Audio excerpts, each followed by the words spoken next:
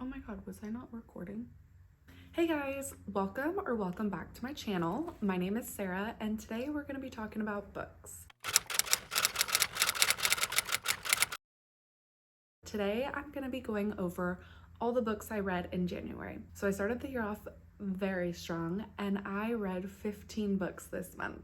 I had originally set my reading goal, I think, for 50 books, but I might have to up that. I didn't want to get as ambitious as I was last year and read 100 books, but can you hear the kids screaming? If I read 15 books a month, I might just hit that goal. I started off the year in a very thriller mystery mood. So my first book I read in January is Nothing More to Tell. It's a young adult thriller mystery based at a prep private high school. You have Bryn, who starts working for a true crime show, and you have Trip. And Trip and Bryn used to be best friends until 4 years ago, Trip and two other students at this school discovered one of their teachers dead in the woods. So you get little flashbacks of 4 years ago when Trip was discovering the body at the crime scene. You get secrets slowly revealed. Bryn working for this true crime show. Are Bryn and Trip gonna be friends again? I rated this book a 4 out of 5 stars. It kept me on the edge of my seat, all the little secrets coming out, trying to figure out who did it. Karen M. McManus did it again. After that, I was still in the mood for a thriller, so I picked up As Good as Dead by Holly Jackson, which is the third book in a Good Girl's Guide to Murder series. I'd been putting this one off for a long time, but I really wanted to finish reading the series. It's the longest book of the series, and I really loved the first 100 or so pages. But then I thought the book could have stopped there. I kind of skipped the next 100 pages and then just read the last 100 pages. It really lost me in the middle. I think I gave this a 2.5 out of 5 stars. I understood where they were going with this book and why it was so much darker than the other two, but I was just frustrated that it was so different. I get, based off of the events that happened in the first two, why the characters changed so much in this one, not how I personally wanted the story to go.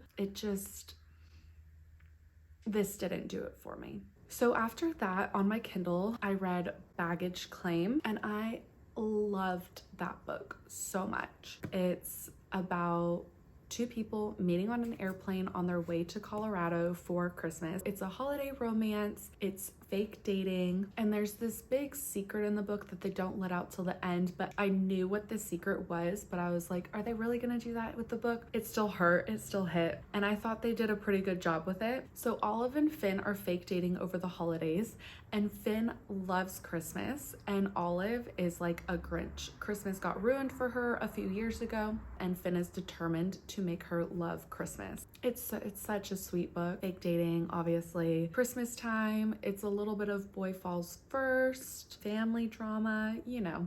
And then I read Tweet Cute, which is a young adult romance, and I absolutely love this. I gave it a 5 out of 5 stars. It's about Pepper and Jack and their families own rivaling businesses, kind of like an enemies to lovers. They're both in high school. They run each of their family's businesses' Instagram accounts. Pepper's family owns this fast food empire, and Jack's family owns this little mom and pop shop. There's also anonymous chatting between the two characters. So they're anonymously chatting on one platform, and then on Twitter they are bickering back and forth using their family's Twitter accounts for their respective restaurants. So next on my Kindle, I wanted a super quick, easy romance. I read How to Kiss Your Best Friend. It says in the title, it's friends to lovers. So you have Brody and Kate, who grew up in the same town, small town romance. They're best friends all growing up and in high school. And then they kind of lose touch a little bit over the years, but there's still a little bit of contact, but Kate doesn't like coming back to where she grew up. Brody has a super close-knit family. He is just such a little golden retriever boy. It's boy falls first, and Kate's resisting. This book is the first in a series. They're interconnected standalone, so each brother in the family is gonna get one. It reminded me a lot of The Buy-In, which I read last year through Kindle Unlimited. Both are closed-door romances. I absolutely love both those. They're just so quick and easy to read and make you feel good at the end, Same with how the bind was structured. There is a sister in the book, and the sister has like a different internet connected standalone series with some friends. So the sister's book happens previous to Brody and Kate's book, but such a good book. Friends to lovers, small town romance, really cute family dynamic that Brody has. And then after reading that, I had to read the next brother, which is How to Kiss Your Grumpy Boss. So you know it's going to be a workplace romance. It's about Brody's older brother, Perry, who, as it says in the title, is a grumpy boss. Perry got burned from a last relationship and he is divorced, so he became very closed off to the world and to love and is super work oriented and just focused on that. It's also single parent trope, so the female love interest is Lila and she has a son, Jack. She is a widow. I felt like this book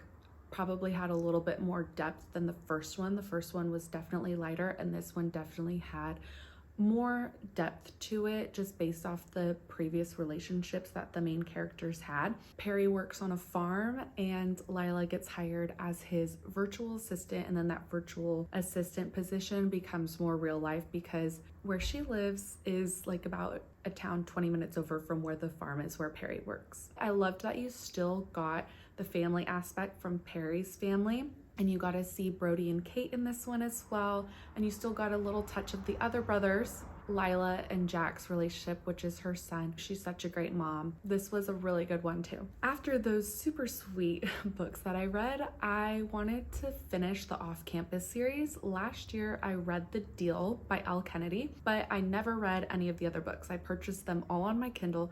I read one and then stopped. I'm not the best at reading series. I just get distracted by other books. So I reread The Deal just so I could remember the characters. I gave this a 5 out of 5 stars again. I really loved this book. It's about Hannah and Garrett. Everyone knows Garrett Graham, and the whole off-campus world is about hockey players and their love interests. So Garrett Graham is the captain of the hockey team at Briar U. So it's a college hockey romance. It has spice in it. Garrett and Hannah start off as like strangers who have a class together, and Garrett enlists Hannah to help him pass a class so he could remain on the hockey team. So Hannah is tutoring Garrett to help him pass a class, and Hannah is interested in another guy in their class.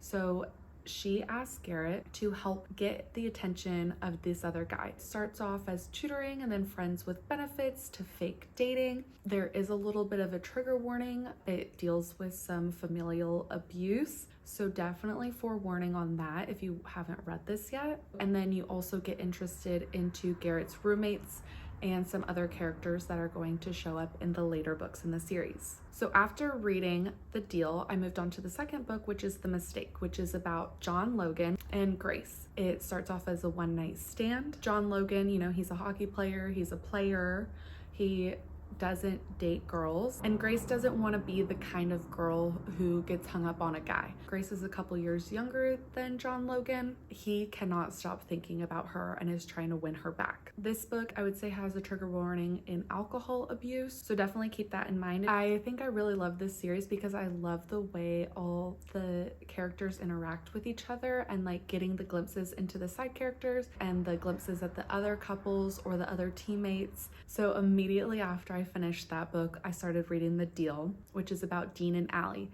Dean is like probably the biggest player out of all of the hockey boys.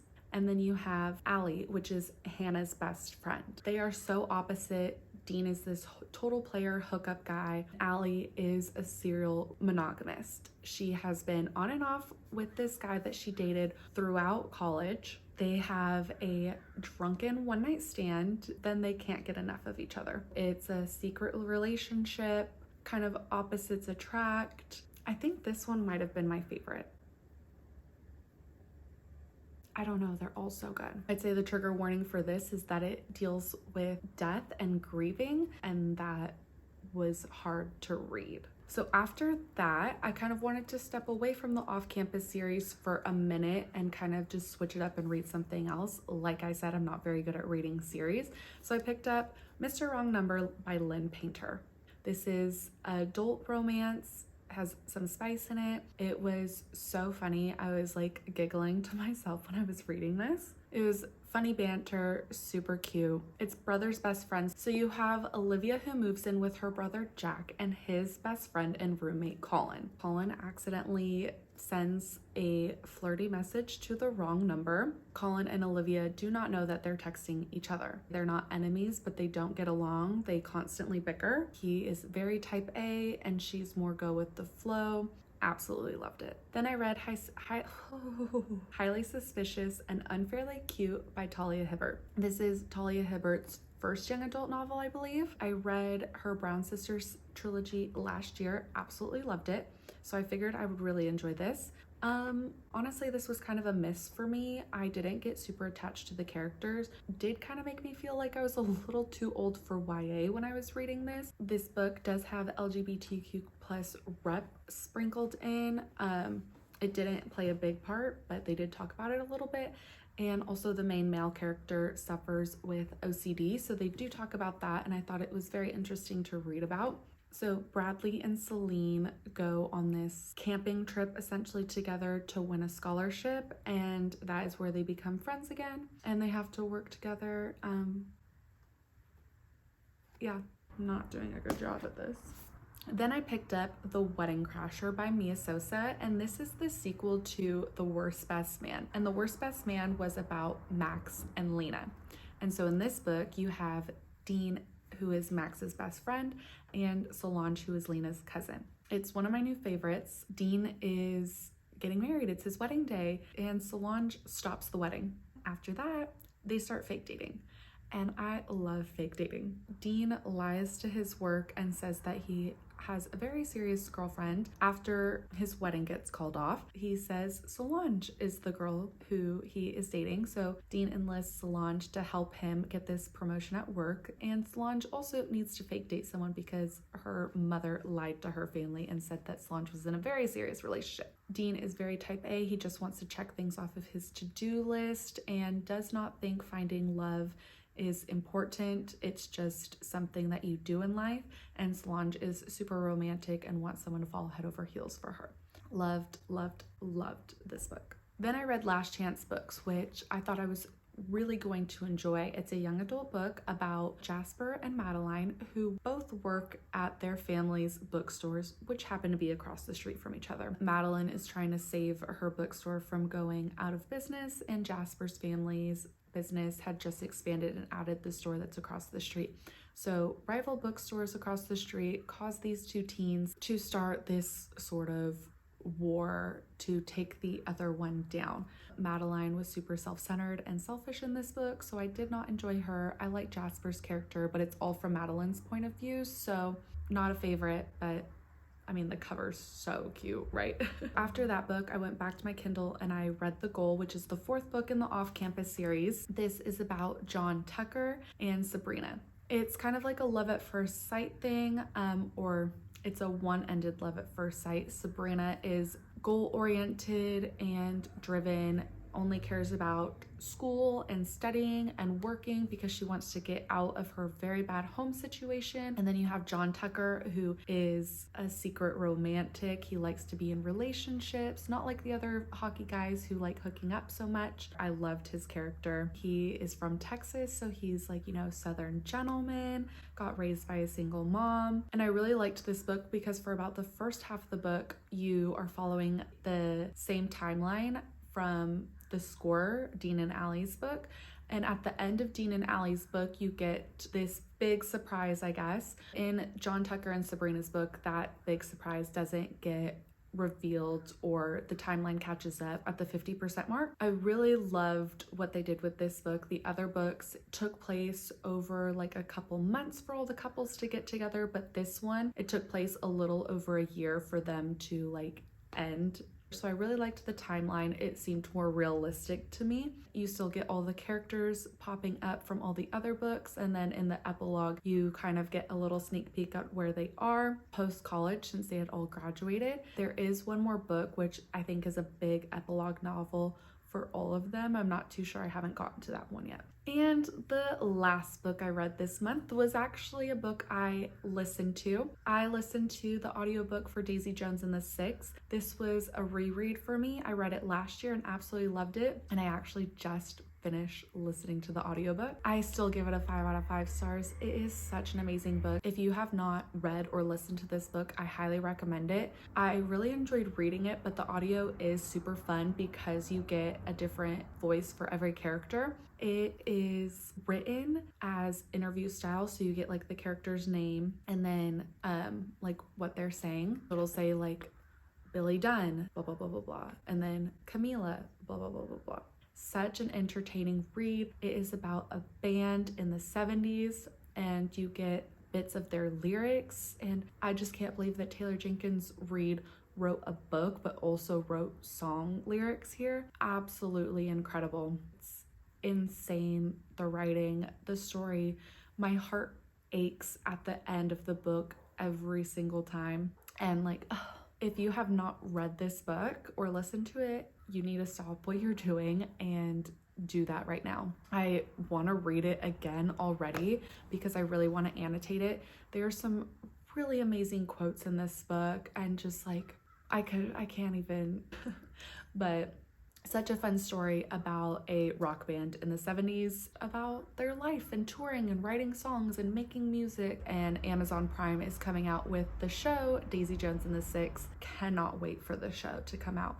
Anyway, I will stop rambling on and on. I hope you guys enjoyed this video. I hope you got some recommendations for maybe some future books to read. Don't forget to like, comment, subscribe, do all the YouTube things, and I'll see you guys in the next one. Bye.